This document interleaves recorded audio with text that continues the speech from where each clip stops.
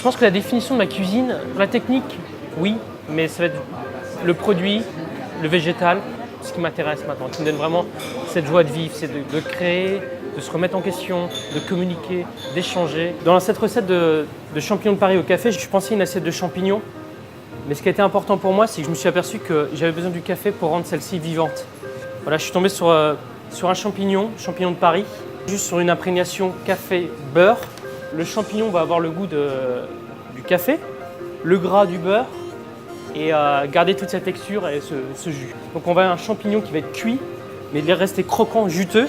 L'idée n'est pas de contrer le champignon par le café, mais au contraire de trouver une harmonie entre le café et le champignon. Deux autres textures du champignon de Paris, une sous forme de chips, une sous forme de poudre.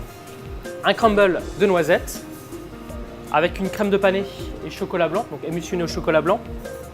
Et on finira le tout avec une sauce en quelque sorte, j'ai envie d'appeler ça un gel, qui sera un café expresso. Dedans, on va verser 10% de kuzu.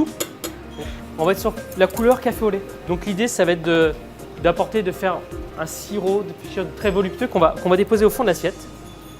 On va venir chercher le tout et ça va juste venir napper notre cuillère et c'est le côté très intensif du café. Le café va être la base et après on va apporter ce côté texture, graphisme. On va déposer notre gel qu'on va juste bien étaler sur toute la base de notre dressage. On va déposer quelques morceaux de crumble, nos champignons de Paris, les poser très naturellement dans l'assiette.